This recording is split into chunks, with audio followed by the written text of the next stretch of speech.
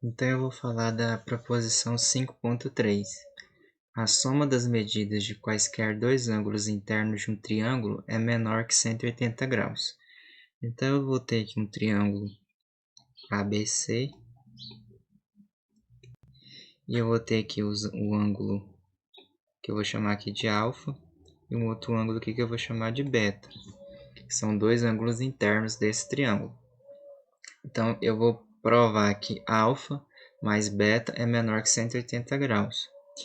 Então eu posso estender esse segmento aqui AC, de tal forma que vai formar essa semi-reta AC, e aqui vai formar um ângulo aqui, ó, que eu vou chamar ele de θ, é o ângulo externo. Então, para a gente provar a proposição 5.3, basta provar que alfa mais beta é menor que 180. Então, pelo teorema do ângulo externo, pelo teorema do ângulo externo,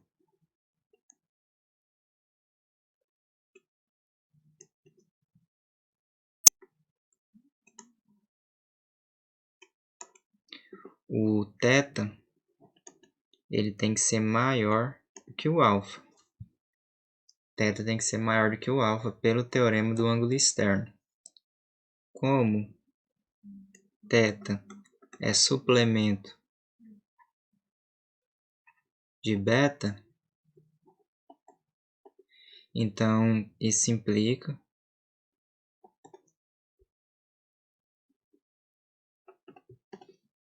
que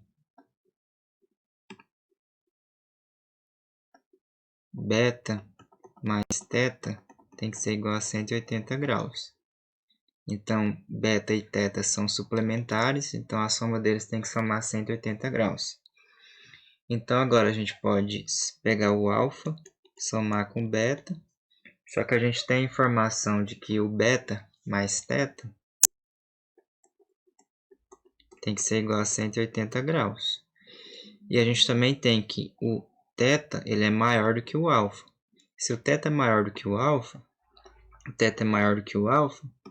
então beta mais θ tem que ser maior do que alfa mais beta. Só que beta mais θ é igual a 180 graus. Então, logo, alfa mais beta tem que ser menor do que 180 graus. E isso prova que a proposição 5.3. A soma das medidas de quaisquer dois ângulos internos de um triângulo é menor que 180 graus. Agora, passando para o corolário 5.4, todo triângulo possui pelo menos dois ângulos internos agudos. Prova. Então, aqui a gente tem aqui um triângulo ABC. E a gente vai ter aqui um ângulo aqui alfa também, que eu vou chamar de alfa também. E aqui um ângulo aqui beta.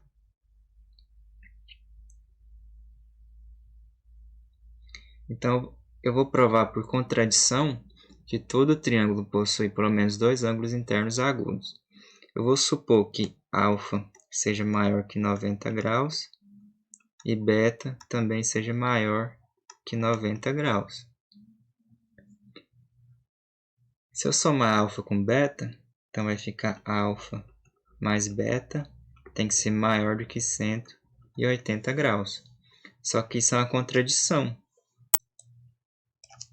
Que é uma contradição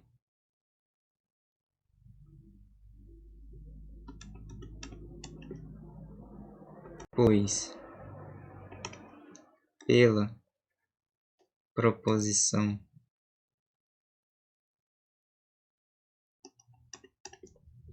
5.3,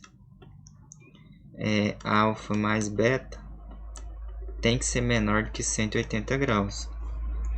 Como a proposição 5.3 está demonstrada, então alfa mais beta tem que ser menor que 180 graus. Então, se a gente assumir que alfa é maior do que 90 graus e beta também maior do que 90 graus, nos leva a uma contradição. Então, o alfa ele tem que ser menor do que 90 graus e o beta também tem que ser menor do que 90 graus.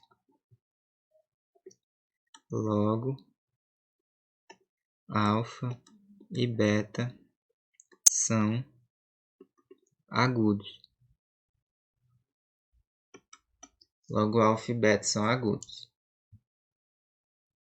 Então agora vamos para o corolário 5.5, que diz o seguinte: se duas retas distintas M e N são perpendiculares a uma terceira, então M e N não se interceptam. Então, como podemos ver na nossa figura, temos duas retas M e N e uma terceira reta, que eu nomeei de R. E essas duas retas distintas, M e N, elas são perpendiculares a reta R, formando um ângulo de 90 graus. Logo em seguida, se M e N se interceptam, forma-se um triângulo com dois ângulos retos, o que seria um absurdo pelo corolário anterior. No corolário 5.4, diz que todo triângulo ele tem que possuir pelo menos dois ângulos internos agudos, ou seja, ter pelo menos dois ângulos internos menor que 90 graus. Maior que 0 graus. Então, neste caso, dois ângulos internos, ele tem que ser menor que 180 quando a gente somar. Então, aqui a gente tem um triângulo com três ângulos, alfa, beta e teta. E quando a gente pegar dois ângulos internos desse triângulo somando, ele tem que dar menor que 180 graus. Aqui, por exemplo, a gente fez alfa mais beta. Mas poderia ser o beta mais o teta, ou o teta mais o alfa, e assim por diante. Então, vamos supor que a reta M, ela intercepta a reta N. Porém, a gente sabe que essas duas retas, ela é perpendicular à terceira, ou seja, elas formam um ângulo de 90 graus. Quando a gente soma os dois ângulos internos desse triângulo, que se formou porque a gente interceptou a nossa reta M com a N, iremos notar que não vai dar menor que 180 graus. Por isso que seria um absurdo. Na definição 5.6, temos que duas retas que não se interceptam são ditas paralelas. A proposição seguinte, ela pode nos fornecer um método de construção de retas perpendiculares. E como consequência do corolário 5.5, este método ele pode ser usado para construir as retas paralelas. Então, a nossa proposição seguinte é a 5.7. Por um ponto fora de uma reta, passa uma e somente uma reta perpendicular à reta dada. Então, a gente tem um ponto fora da reta, né, da reta R, e temos uma outra reta perpendicular à nossa reta R, como vocês podem ver na figura. Boa tarde a todos. Eu sou Maria do Carmo, aluna do curso de Geometria Euclidiana, Instituto Federal de Goiás, professora Franciane, e nós vamos falar sobre o livro Geometria Euclidiana, autor João Marques Paboda. Na verdade, nós vamos falar da proposição 5.7, do teorema do ângulo externo e suas consequências. Essa proposição fornece um método de construção de retas perpendiculares. Isso é interessante a gente saber. A proposição 5.7 diz: por um ponto fora de uma reta, passa uma e somente uma reta perpendicular à reta dada.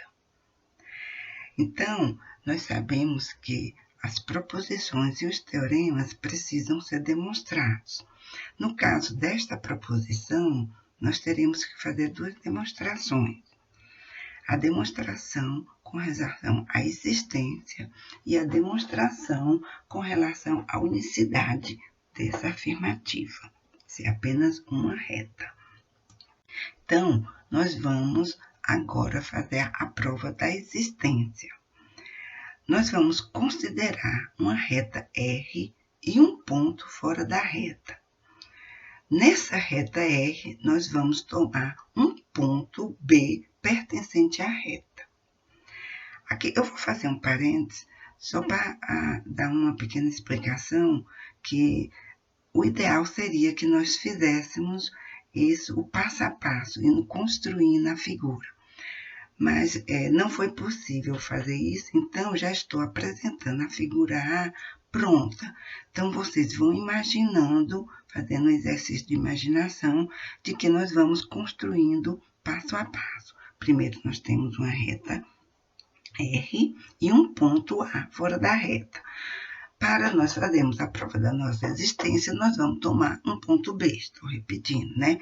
Nós teremos um ponto B na reta, o ponto B pertencente à reta R.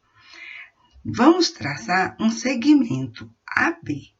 Esse segmento AB, esse seria traçado aqui. Nós temos duas situações. Se esse segmento, né, AB, se o ponto B estiver já no ponto, imagine que o ponto B não está aqui, ele está em cima do ponto P. Então, aí nós já teríamos a reta perpendicular. E se ela já é perpendicular, acabou a nossa prova. Não precisamos provar nada.